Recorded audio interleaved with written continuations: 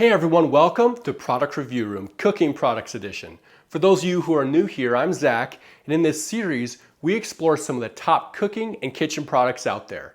In each episode, we choose one meal from our favorite cookbooks and show you how these hand-picked, highly recommended products can help you make cooking more enjoyable and fun in your kitchen.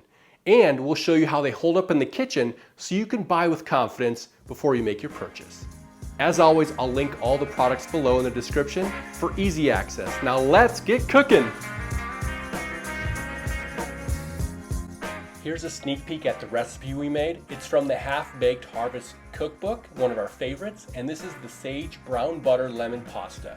But before we dive in to see how it's made, let's see what products we're going to use today. First in the lineup, we're going to have the KitchenAid.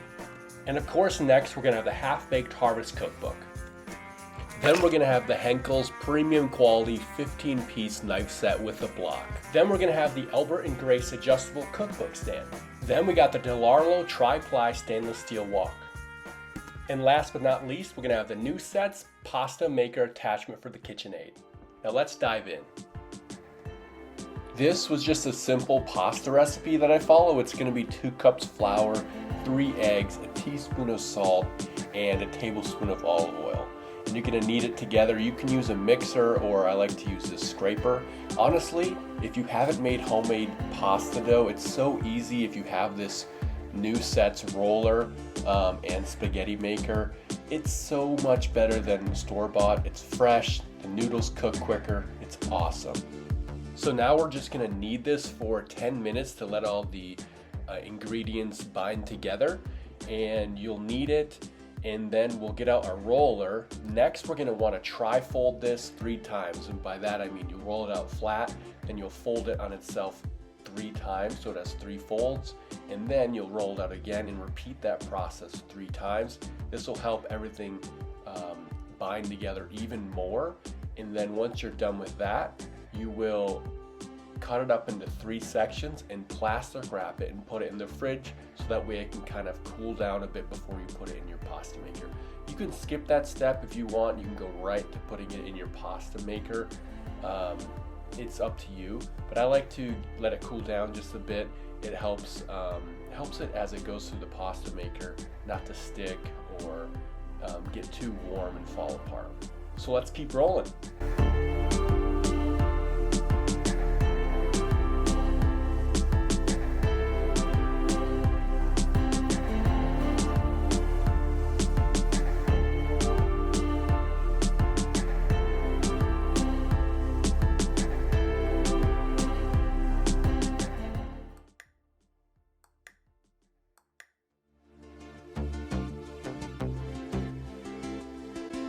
Now let's let the fun begin. I'm going to turn my speed to setting 2 on the KitchenAid, and I'm going to turn my setting on the roller to the highest setting, which is number 8. And I'm going to get that initial roll, and each time I put the pasta through, I'm going to turn it down a notch. So now it's at a 7, it'll be at a 6, and so forth, all the way down to 1, which is your lowest setting. And you can leave your noodles a little thicker if you want to stop at number 2, you can have them a little thicker. I like to bring it all the way down to the lowest, thinnest setting to number 1.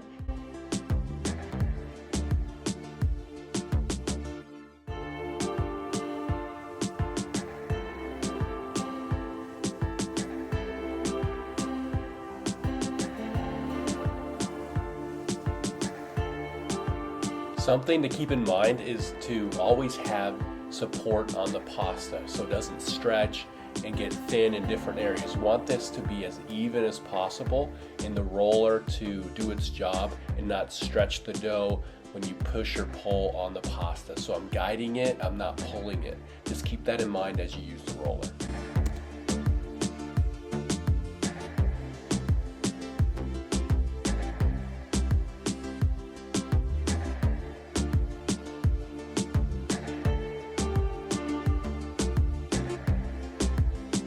What has your experience been in making pasta at home?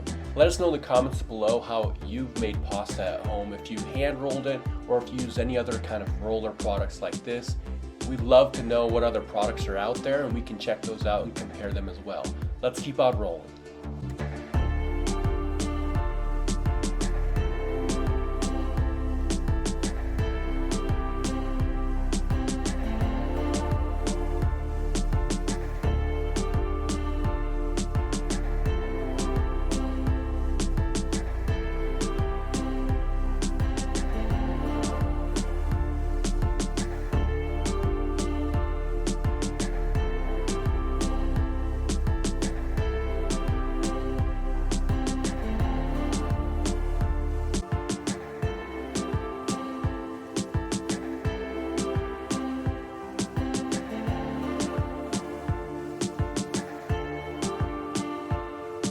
now that everything is rolled out perfectly, we're gonna put a little flour on each of these before we run them through the spaghetti maker. This keeps it from sticking, and look at these noodles. They're coming out perfectly. I love these homemade noodles. One thing I wanted to point out is there is also an Alfredo noodle section that's gonna be the furthest from you in this picture here. The spaghetti maker one is closest to us, and that's what we're using right now. This thing holds up really well. This new set's pasta maker makes it seamless. Honestly, it's seamless, and I really have had no issue making this. It's probably my 4th or 5th time making pasta noodles from this, and I just want to recommend this to you guys if you're looking for one of these. There's probably some other brands out there, but this one has been the best so far. Definitely go and check it out. Let's keep on going.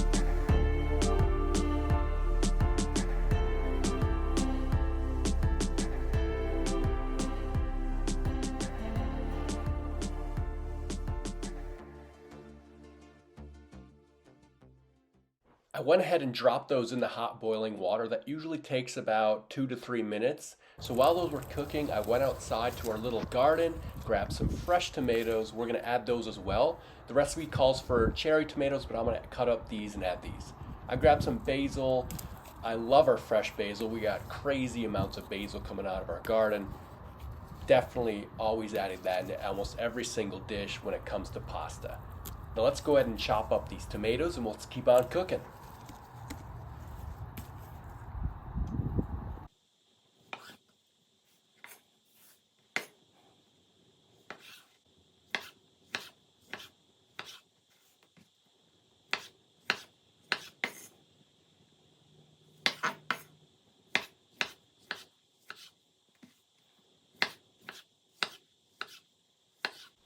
These Henkel premium quality knives are really nice. We actually just got these. One of our favorite brands is Henkel's. They have a lot of different tiers of pricing and quality knives. These were a mid to low tier. They weren't crazy expensive, but go ahead and check these out. They're amazing. They cut really well, and honestly, the handles are pretty comfortable in the hand. They're not as expensive as Cutco knives, but if you're not looking to spend $2,000, these are much more accessible and affordable for most people. Alright audience, let us know in the comments, are you a fan of stainless steel pans, or are you a fan of carbon steel pans? This is a stainless steel pan. DeLarlo did a great job. It's a 3-ply stainless, and it holds up to temperatures up to 600 degrees on the stovetop. I love its universal ability to go inside the oven to bake things, or also stir fry my vegetables or my meats in this case. It just gets a nicer crisp and holds up better when I go to clean it, and it can also go in the dishwasher. That's why I'm a fan of stainless steel. Go ahead and check this one out. I'll link it below as well.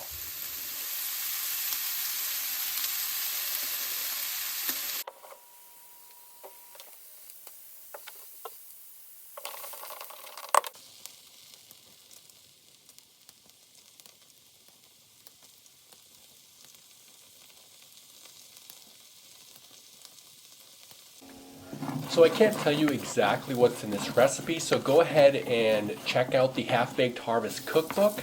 And due to copyright requirements, I can't exactly tell you all the exact ingredients. I can only show you, so please go and check it out if you're interested in these recipes. It was an amazing meal. Go ahead and check it out. The link's going to be below. Let's keep on cooking. At this point in the recipe, we're just about finished.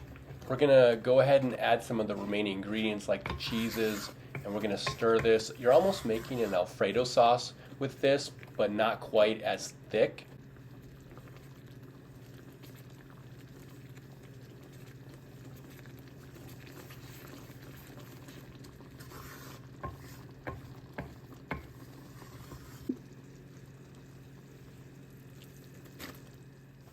We're going to go ahead and add our noodles, let those soak into the sauce, and then we're going to add our zucchini. Keep in mind, when you are adding in the zucchini, you're not trying to cook the zucchini. You want it to be kind of a cold, crunchy feel. You don't want it soggy. So that's why you'll see me nicely folding in the zucchini here shortly. And then I'll add in the tomatoes so that all stays light and cool, not super hot and soggy. Let's go ahead and finish this up, and we'll be plating this shortly, and we'll take a bite.